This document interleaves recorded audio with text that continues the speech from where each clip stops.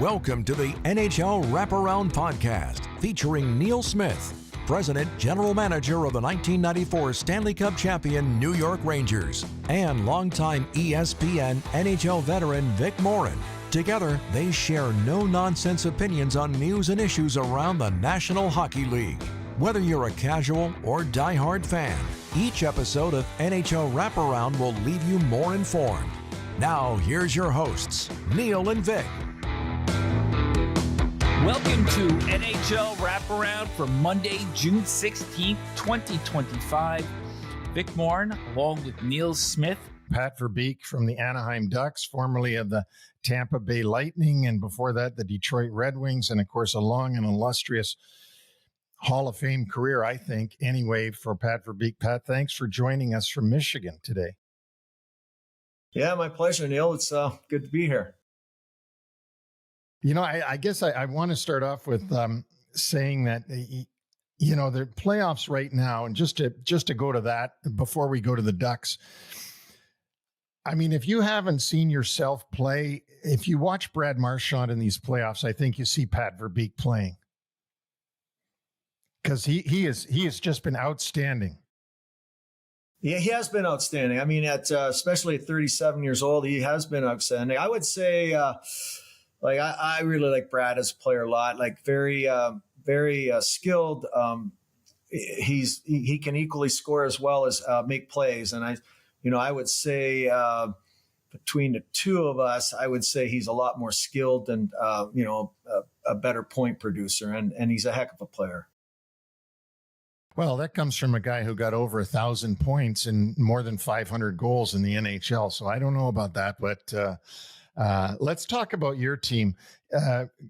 Great season this season as far as growth is concerned of the team and the Ducks, and jumping up in the standings. You had a 21-point jump in the standings this year, Pat. You must have been pretty excited about that part of your club.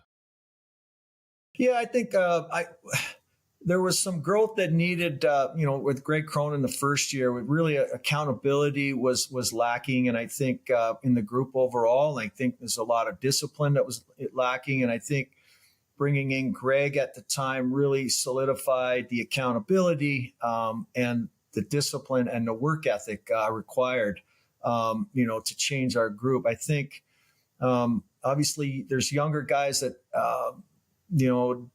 need examples. And so I tried to bring in guys that played hard and could lead by example. And so, whether it's Alex Killorn, who's won a couple Stanley Cups, or Radko Gudas, who's just a really tough player to play against, I think they were important. And I think they really helped last year's, 21 point turnaround. With their leadership and obviously Greg Cronin, done a really good job as far as instilling the good work habits, the structure needed to play in our zone. Pat, the move to remove Cronin, replace with Joel Quenneville, we saw a 21-point jump last season, and team was actually kind of on the outer fringes during the second part of the season of kind of pushing their way into the playoffs.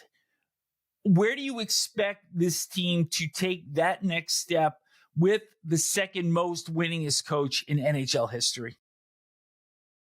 Well, I think the low hanging fruit on that question is really the special teams. I think the special teams that ultimately ended up costing us probably at least six wins in the win column.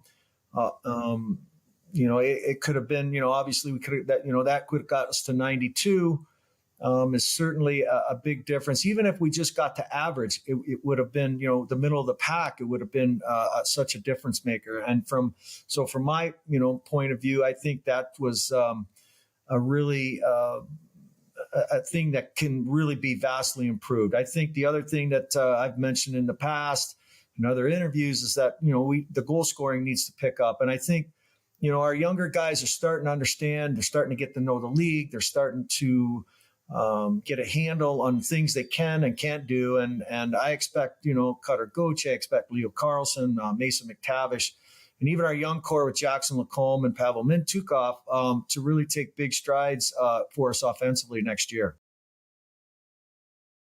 Pat, this is the first time that the Ducks, I went back and looked at it. This is the highest profile coach this franchise has ever had. I mean, by far. I mean, they have had Mike Babcock, who went on to win a cup in Detroit. They have had Randy Carlyle, who did win a cup in Anaheim with the team, but certainly winning 3 Stanley Cups and the amount of winning that Joel has done. There's not been anybody close to that with this franchise. I know you did a lot of homework and all the rest of it in the off season. Did your association with him playing together in Hartford for that 1 year, did that lend itself into the relationship?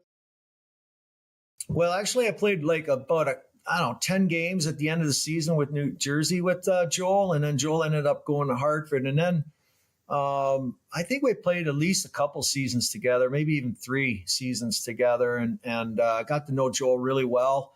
Obviously, his coaching.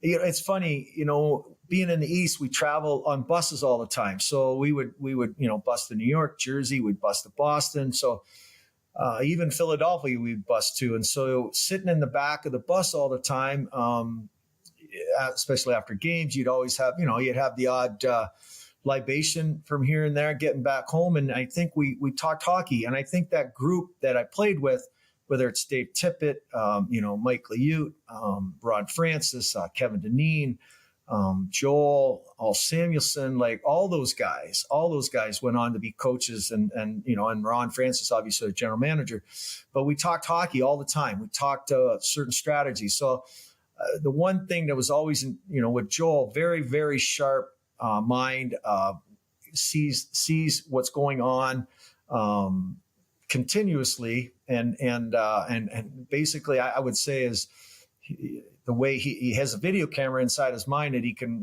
see the whole thing and process it very quickly. And I think that, being able to do that on the bench is extremely important and being able to get your head and around all of that stuff. And I think just watching him in the past matchups and that sort of thing really led to me, talking to Joel and going after him. And I think that, as you said, relationships are important. And Joel and I have had to, we've kept in touch over the years, and it matters. We had a situation. It's a funny story. The St. Louis Blues, and I'm friends with Army, of course, as everybody that's been a GM is. And I had dinner with Army at the UBS Arena before they played the Islanders, and then I was actually speaking to Ray Barilli after the game, or at some point, maybe it was before the game. And I said, boy, that's shocking that Boston let Monty go, Jim Montgomery. I said, if a team, and I honestly said this, I said it to Ray Barilli, if a team was smart, they'd fire their guy and they'd get him. And sure enough, the next day, and it had nothing to do with me, Beaker, so I'm not taking any credit for this because I said it to the trainer. The next day, he actually did fire Drew Bannister and pick up Jim Montgomery. And so Vic and I laughingly call that the Doug Armstrong move, the Doug Armstrong move. And I got to ask you, was this a Doug Armstrong move? Because clearly, like, you see something out there that you can upgrade. It's your job to upgrade as much as you can as a manager. So was this a Doug Armstrong? Well, I don't know if it was a Doug Armstrong in this sense. I think that I think there were certain things I met with every player and you always go through the exit interviews. And I think, some of the feelings, some of the things that I came across, I think led me to make the change. And, certain things that, there's certain questions when you sit up top and you watch the game. And I think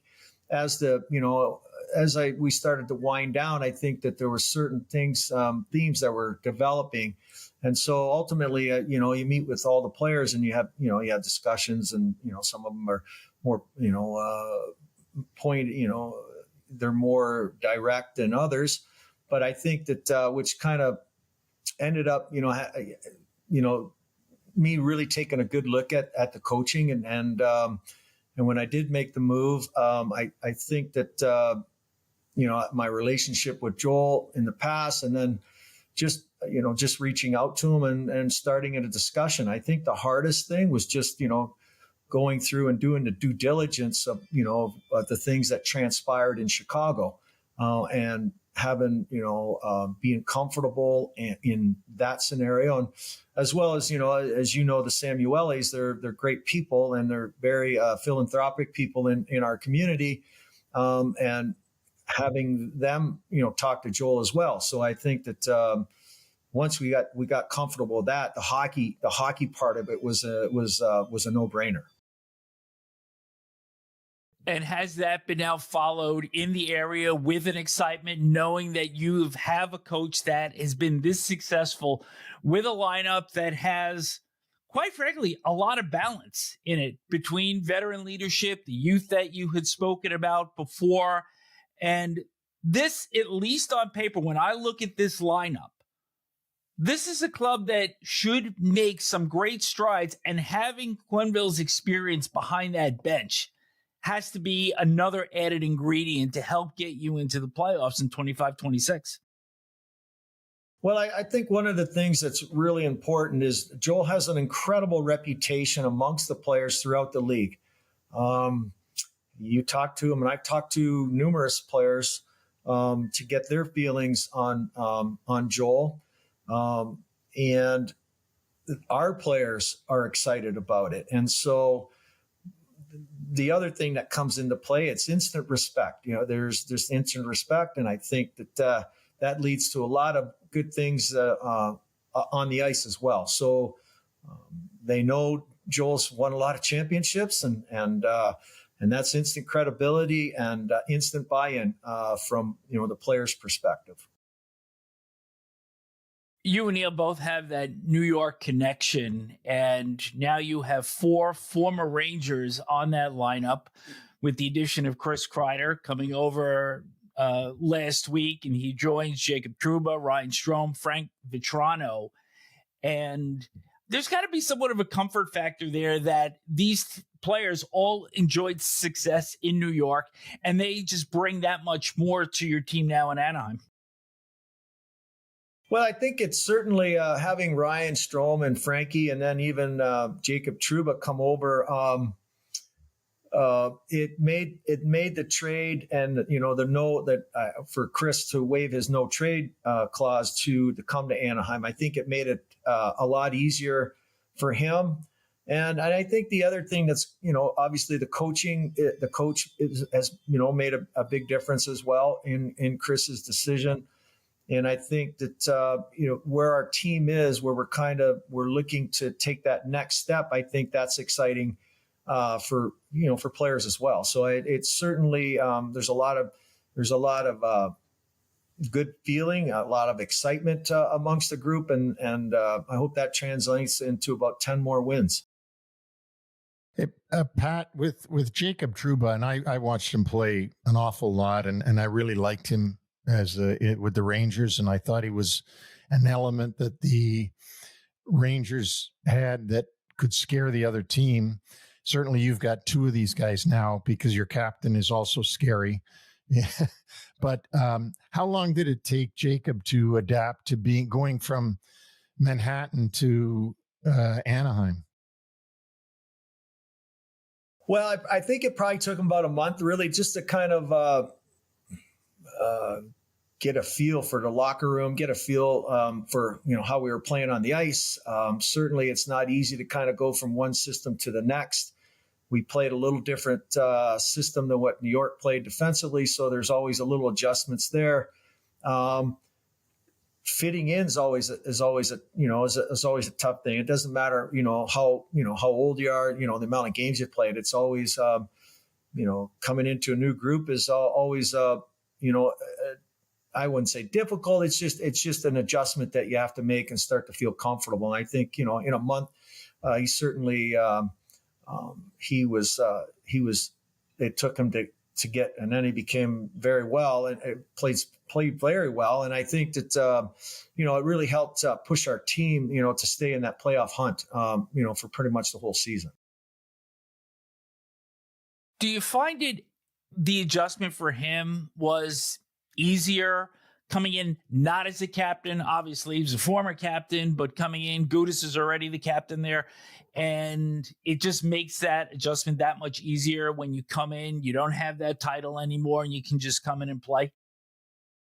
Yeah, I think that's certainly that certainly helps. I think I think the underlying thing, Jacob is a leader. Like there's certain things that, and I brought him in to be a leader as well, former captain, and wearing a letter doesn't mean that you can't, not be a leader. And so, and when I brought him in, I sat him down and we talked about that especially. And I think he just needed some time to kind of get to know guys. Obviously, he knew a few of the guys, but getting to know the guys helped.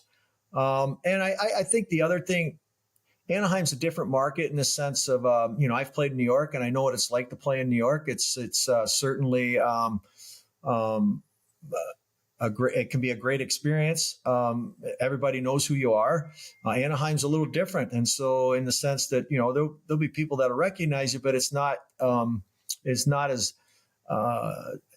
big as a distraction when it comes to you just being able to go out there and just play hockey. And I think that certainly you can live a quieter life in Orange County than in New York City.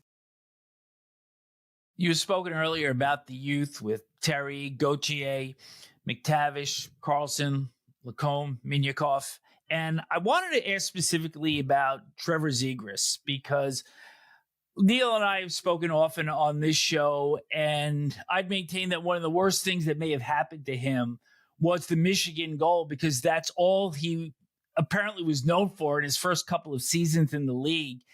And one transformation I saw during the second half of last year after he came back from injury was it appeared that there was a little bit more jam in his game than I had seen previous. Is this something that's sustainable for him? Well, I think that he's a competitive player. Like he doesn't get enough credit for how competitive he is. Understanding he's never, I think the biggest, for Trevor, the biggest adjustments, he's never been asked to be, a little more physical, to win, to, pin and seal your checks when you forecheck. Those are all the details. If you're watching Florida, there's just even all their best players, they all do it. And so that's what it takes to win. So, so, Greg Cronin demanded that of him, and so, and to Trevor's credit, it's not easy for him, but he's working at it, and it slowly over time, if he continues to do it, it'll become a habit for him. And I think that, along with all the other abilities that he has with his, he has really good vision. He's obviously highly skilled. All of that will make him into more a complete player. And, and the other thing on top of it, like he worked hard. He worked hard to understand, his responsibilities, defending. So, he still has work to do there, but he's making strides and improving. And I guess ultimately that's what you ask of your player, but you have to be, you're happy with that they're making strides to get better. Pat, I got to ask you, and I know it's hard to answer these kind of questions, but I have to ask you anyways. Being a former GM, free agency's around the corner. Your team has a ton of cap space compared to other teams. You've got your own people you've got to sign or not sign, and McGinn and Fabry and others, and then you've got Mason McTavish, who's a RFA, and obviously you're going to have to re-sign him. Do you think the Ducks will be very active during free agency? And when I say that, I'm not asking who and what and how, but do you plan on being active? Yes, I plan on making a lot of phone calls. Certainly, we have cap space that I'd like to see, how much we can improve the team. So we've met with our pro scouts already. We've kind of come up with a game plan, and it will be probably evolving, as it leads up to the July 1st. There's obviously a lot of work that gets done before the draft, even during the draft. So all of that stuff will be ready to kind of see if we can get some things accomplished there, and then and see where it leads to free agency. The goal has always been to kind of be active in free agency. Right now we're at a point where I really want to make the team better. I want to push, to get into the playoffs. It becomes hard mentally on teams if you keep losing. And I think that we're at a point now where we're able to push to start winning. And so that's kind of the goal for this club. You're watching the finals as we have been, and these are two elite clubs, and they're at a spot that you're trying to get to. As you look at the makeup of the Panthers and the Oilers, what are the qualities that you most want to embody within your team as you continue to build this club? Well, I think one of the things you look at, and can you go through any lineup that makes it to this point and not see every single player who competes at a 10? You look at every player and they're willing to do what it takes to win. And that means blocking shots. That means, taking hits. It requires discipline. So there's a lot of things, but I think, the ability to compete and play with grit is important to reach this level. Well, Pat, that's certainly what you did when you played, and your numbers are amazing. And the way you played the game was amazing with just what the things that you just said, with grit, determination, and never give up, and always trying to improve. And that was your career from the time you got to the league in New Jersey. You played in a day when everybody would have said, oh, he's too small. He won't be able to play. He's too small. And you sure made those people wrong, very, very wrong. And there's a lot in your playing career. And I know it seems like a long time ago now to you, but it doesn't to me. You were a heck of a hockey player and a real asset to all those teams you played on. And of course, in Dallas, you won the Stanley Cup, and that's with Sergei Zubov and Doug Lidster. Two of your teammates there. And Doug Lidster, I think, was sort of like a older assistant coach type of player, but sort of in and out. Doug was my roommate, actually. Yeah, Doug was my roommate there in Dallas when we won. He gave me some great advice. He said, when you get the cup in your hands tonight, make sure you take off with it and lift it up high and take off with it. So that's what I did. Anyway, took off with it. So still got fond memories. Doug is a great guy. I get to see Doug once in a while when we have a reunion for the 94 team, and he's a wonderful guy. But we really appreciate you taking the time to come on here and talk about your club and the trades and all the different things that you've done. And we wish you luck this year. And you're definitely a team that's going to be pushing some other teams. And Coley and I always used to sit around and talk about who's going to miss the playoffs for somebody to get in. That's the other way. Is that it's fine to say we're going to push our way in, but who are you going to push out? That's right. That's the other question is, for everybody that jumps in, somebody's got to get back out again. And it's more difficult now than it's ever been. Yeah. Well, here's what I would say. Probably the most disappointing thing for me over last season. And I talked with the team about it after the season was over. The losses we had 3 losses to St. Louis, teams that we needed to beat. And these are all learning lessons. 3 losses to St. Louis. We had 2 losses to Calgary, and we had 2 losses to Vancouver. All the teams that we were in the hunt with and ended up losing those games that ended up costing us and falling. those are the lessons that we have to learn this upcoming season and win the games that when it matters, you win those games. And so to me, that's a step in, your need to grow as a team. And it's no different than when I was in Dallas in 1999, when we won the Cup. To 2 years prior to that, we finished, my first year in Dallas, we finished second overall to Colorado. And I believe Colorado ended up winning that year. And then the next year we finished, we won the President's Trophy and we lost to Detroit. And then in 99, we ended up winning the Cup in 99. But along those ways, our first year in Edmonton, we lost out to Edmonton in the first round after finishing second overall. And we had to learn how to deal with the pressure of expectations for the group to win. And the next year we ended up winning a couple rounds and losing the semifinals. So there's certainly growing that has to be done, lessons that need to be learned. And I think when I, meet with the team this fall, those will be some of the things that we talk about, winning the games that really matter at the time that they need to be won. Well, again, Pat, thanks for coming on with us, and we look forward to the season and seeing the Ducks and how you do. You've made some exciting additions, both behind the bench and then also up front. I'm very familiar with Chris Kreider and his career in New York, and he's been a class act the whole time he's been in New York. I can tell you that. And he was a class act this season, by the way, when a lot of people wouldn't have been with the circumstance that he was put in. So I wish him a lot of luck too, but you too, Pat, and thanks again for doing this. And it's really a lot of fun. My pleasure, Neil. Thanks for having me. I enjoyed it.